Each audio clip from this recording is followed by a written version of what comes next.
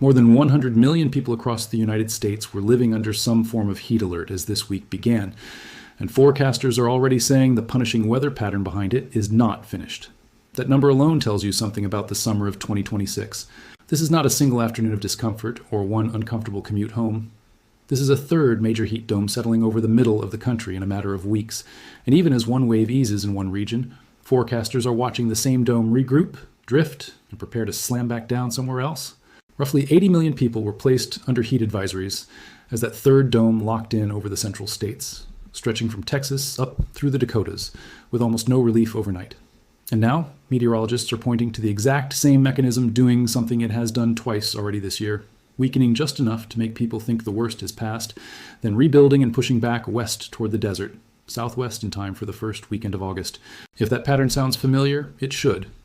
It is the story of this entire summer, and forecasters want people to understand that the next chapter is already being written in the data.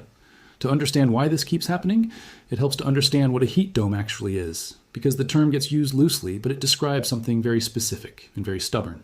A heat wave, in the simplest sense, is just a stretch of days that are hotter than normal for wherever you happen to be.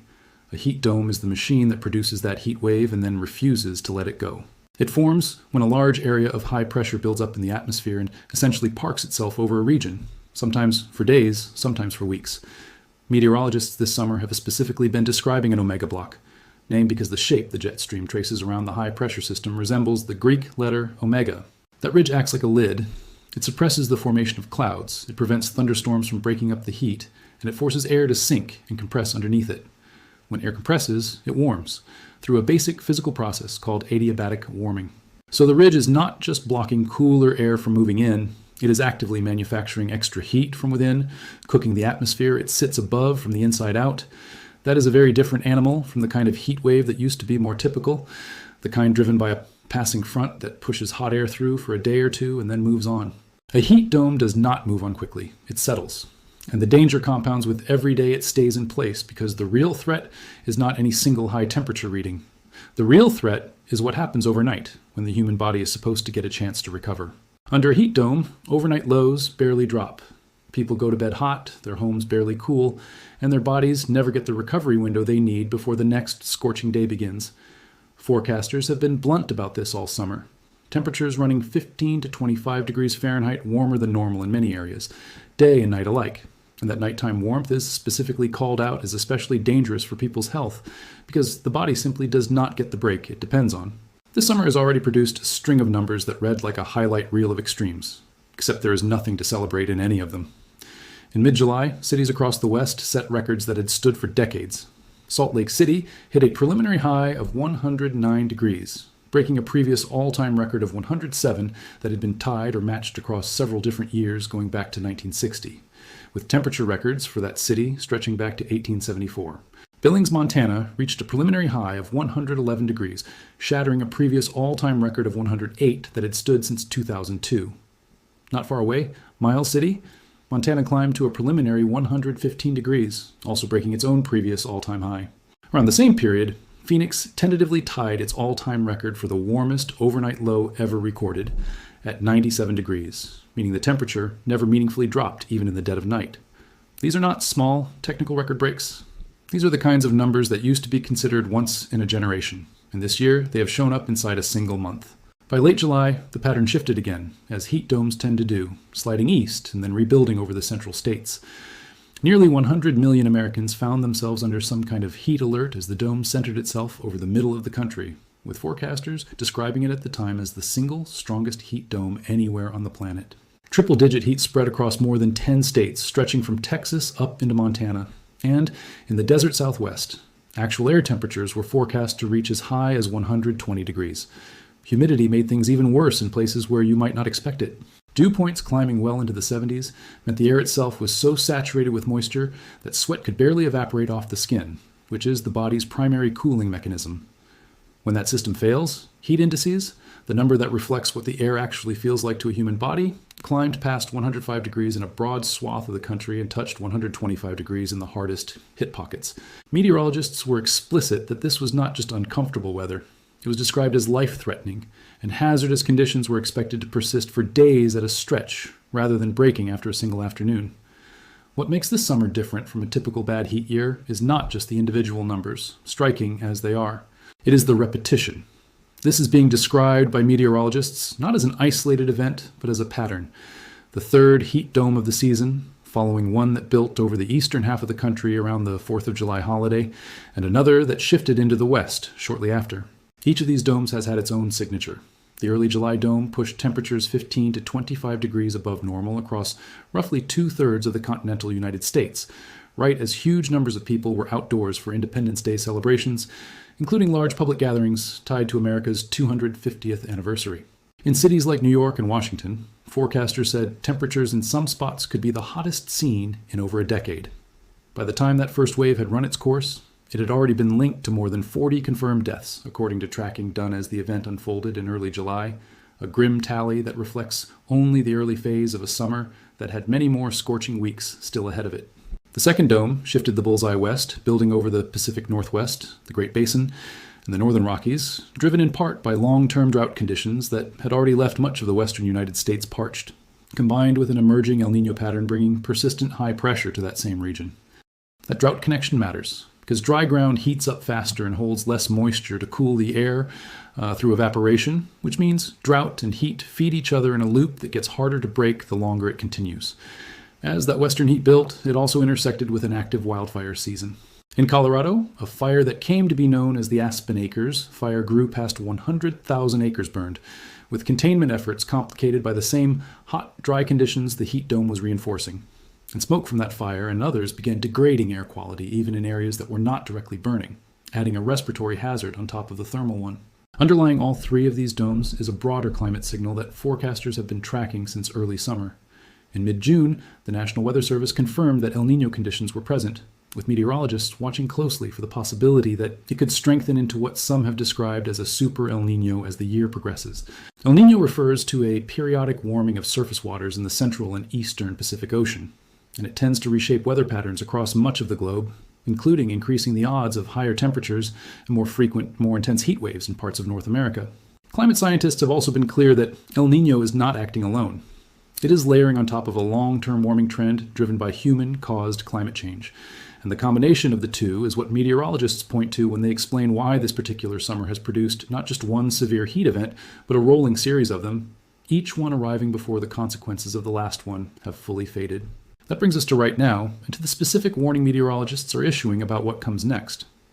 As of the most recent days, more than 100 million people remained under heat alerts across multiple states, with forecasters describing prolonged spells of extreme heat, oppressive humidity, an elevated risk of heat-related illness continuing to affect daily life, transportation, and outdoor activity across a wide stretch of the country.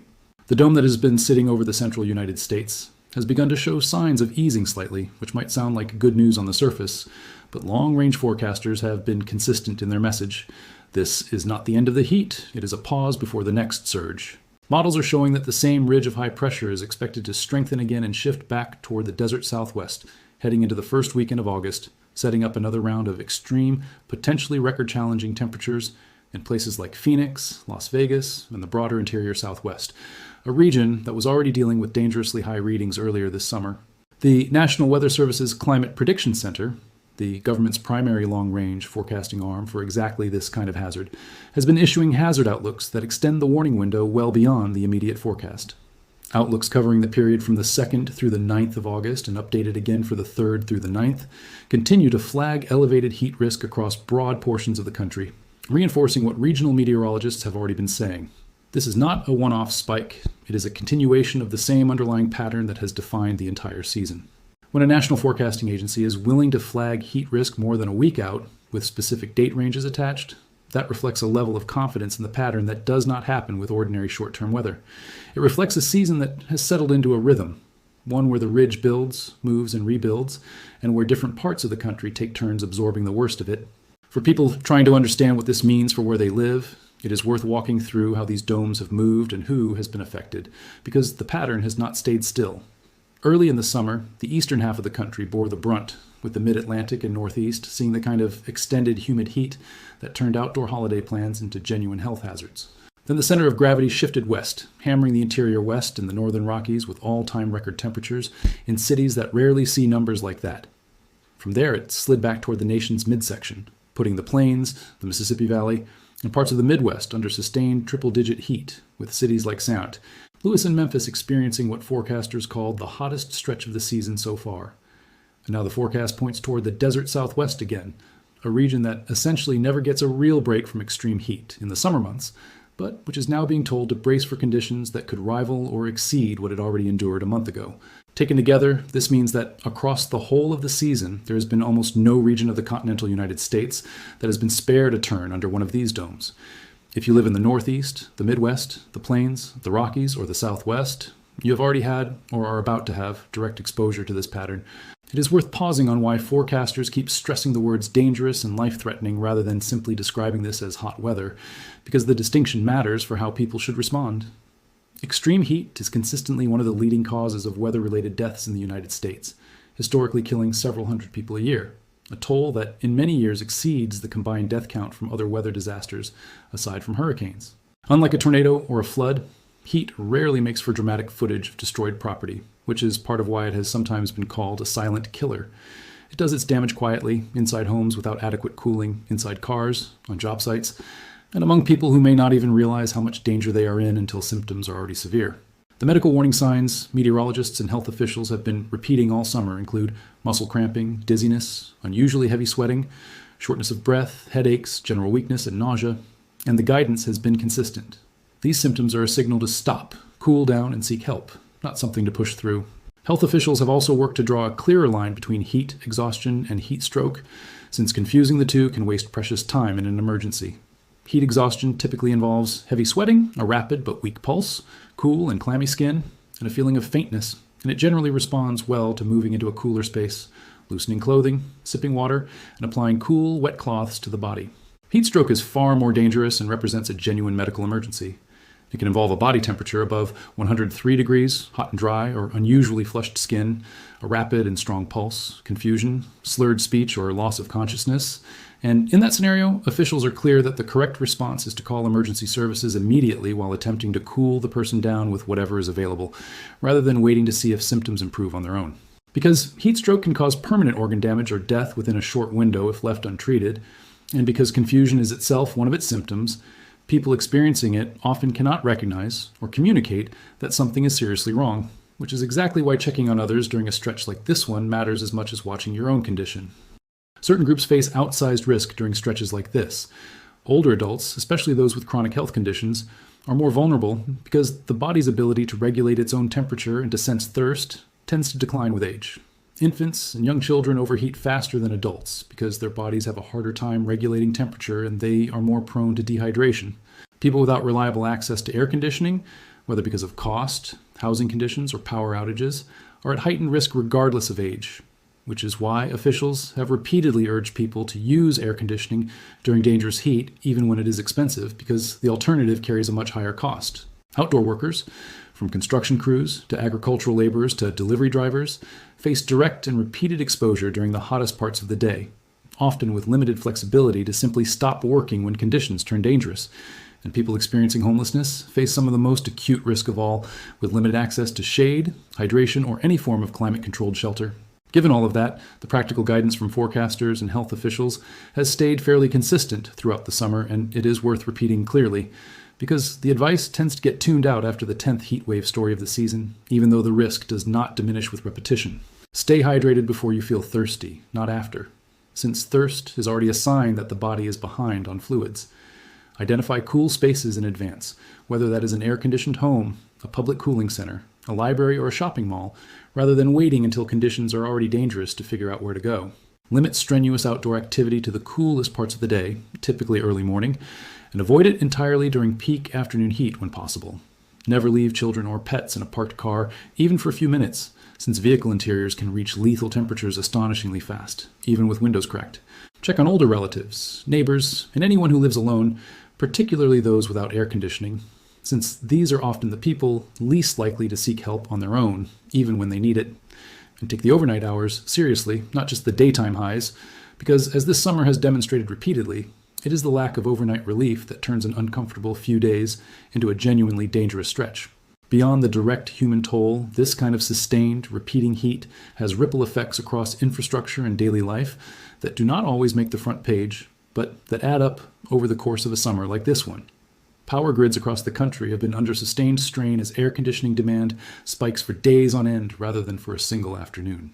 Utility operators plan for peak demand, but a peak that repeats itself 3 separate times in a single summer, each time across a different region, stresses systems in ways that a single isolated heat wave does not, raising the risk of localized outages at precisely the moment when air conditioning matters most. Roads have physically buckled under the heat in several states this summer, with pavement warping and cracking under sustained high temperatures, forcing lane closures and creating hazards for drivers who may not expect a road surface to fail simply because of heat. Rail lines face similar stress, since steel rails expand in extreme heat and can warp if temperatures climb far enough above normal for long enough, which is part of why some transit systems slow trains during the most severe stretches of a heat dome rather than risk a derailment. Agriculture has also been caught in the middle of this pattern. Crops that depend on consistent soil moisture are being squeezed from 2 directions at once: the same drought conditions that helped set up this summer's heat domes in the first place, and the additional moisture loss that comes from repeated stretches of extreme heat baking already dry soil. Livestock face direct heat stress risk as well, and agricultural operations across the affected regions have had to adjust feeding, watering, and shade access for animals during the worst of each wave, since heat stress in livestock can cause serious losses if not managed carefully. None of this is separate from the human story of this summer. It is the same underlying pattern, just showing up in a different part of the economy, and it is one more reason forecasters keep stressing that this is a season defined by a repeating hazard, rather than a single passing event. It is also worth understanding the tool forecasters increasingly lean on to communicate this risk to the public, because it explains some of the specific numbers that have been circulating all summer.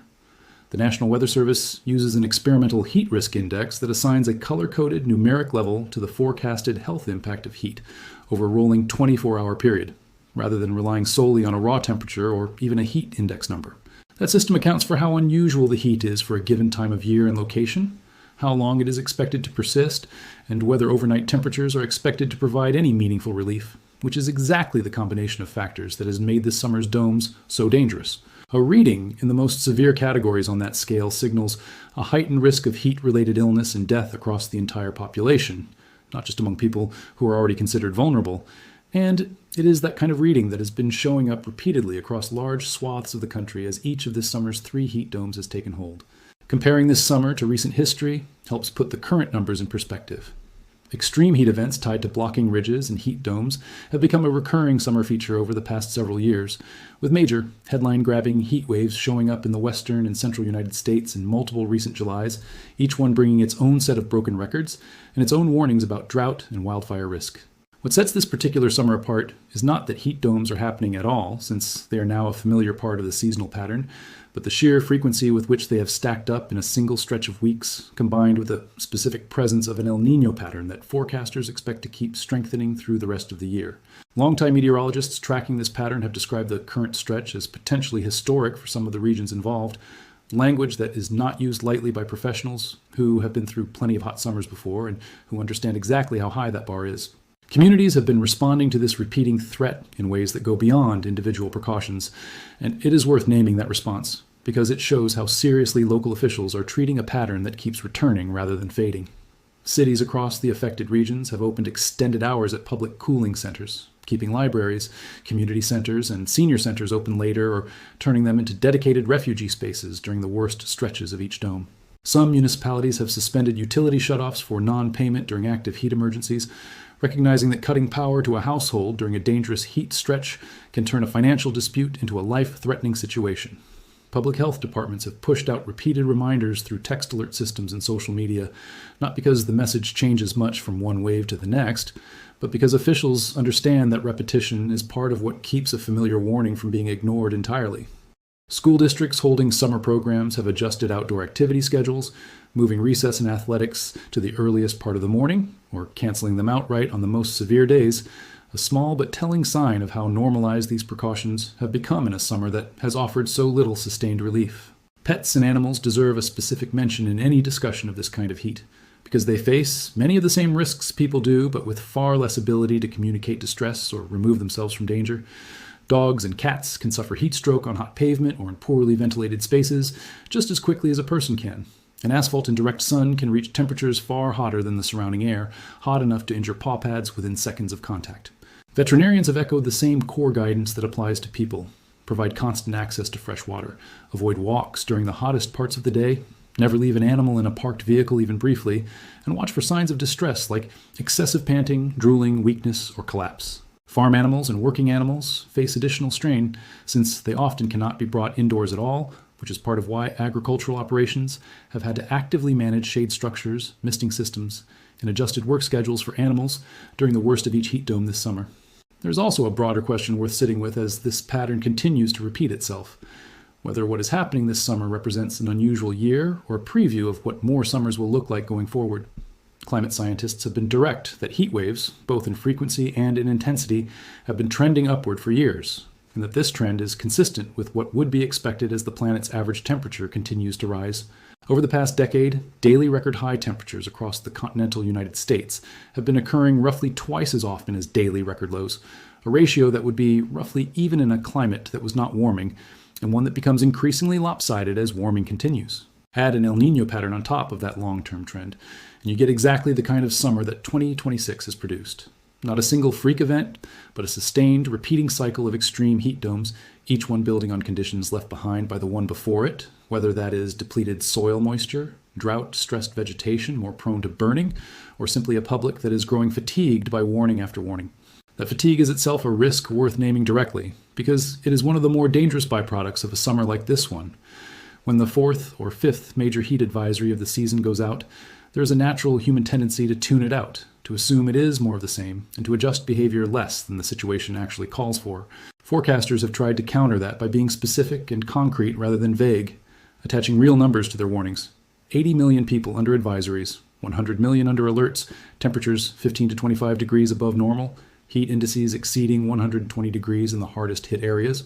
The intent behind that specificity is to keep the warnings from blending into background noise, because the underlying danger does not decrease just because the warnings start to sound familiar. If anything, cumulative heat exposure over the course of a summer like this one can compound physical strain on the body, particularly for people who have already weathered one or two rounds of extreme heat, and whose bodies have not fully recovered before the next one arrives. So where does that leave things heading into August? The immediate picture is this. The heat dome currently centered over the central United States is expected to ease only modestly before regrouping, and long-range models are pointing toward a renewed and potentially intensified push of extreme heat back into the desert southwest by the first weekend of the month, a region that includes some of the hottest major metropolitan areas in the entire country. Beyond that specific window, government forecasters have already flagged elevated heat hazard risk extending through at least the first full week of August, which suggests this will not be a brief, isolated spike, but another sustained stretch layered on top of a summer that has already produced record temperatures from the Pacific Northwest to the northern Rockies to the nation's midsection. Whether this becomes a fourth heat dome in its own right, or simply a continuation and intensification of the third, the practical reality for people on the ground is the same either way. This is not over, and forecasters are telling anyone who will listen that the smart move is to prepare now rather than wait for the next alert to make the danger feel real. None of this means every single day between now and the end of summer will be unbearable everywhere at once. Weather patterns shift, ridges weaken as well as strengthen, and there will be stretches of relief scattered through August, just as there were brief lulls between the first, second, and third domes of this season. But the overall trajectory that meteorologists have been describing all summer and continue to describe as this next round takes shape is one of a persistent, recurring hazard rather than a single bad week that everyone can simply wait out. The people most likely to be caught off guard by the next surge are the ones who assume that because the last wave eased, the danger has passed. The data so far this year says otherwise. 3 times already, a heat dome has built, peaked, eased, and rebuilt somewhere else, and forecasters are now watching the same mechanism gear up for at least a fourth act, aimed squarely at a part of the country that has already lived through some of the most extreme numbers of the entire season. That is the warning, stated as plainly as the data allows. Another round of dangerous heat is coming. The forecast models already show where it is heading, and the responsible response is to treat that forecast as seriously as the records that came before it. What happens over the coming days will show whether the desert southwest sees a repeat of the extreme numbers already logged elsewhere this summer, or something even more severe layered on top of a region that rarely gets a true break from high heat in the first place. Either way, the forecasting community has been unusually consistent in its message since the first dome of the season took shape back in June. This is not weather behaving randomly from one week to the next. It is a pattern with an identifiable driver, tracked in real time by the same agencies that are now extending their hazard outlooks more than a week into the future with real confidence. For anyone living in or traveling through the affected regions, the most useful takeaway is not any single temperature number, but the shape of the pattern itself. Heat domes build, they peak, they ease just enough to feel like relief, and then, this summer at least, they have rebuilt somewhere new. Planning around that rhythm, rather than around the assumption that the worst is already over, is exactly what forecasters are asking the public to do as the calendar turns toward August.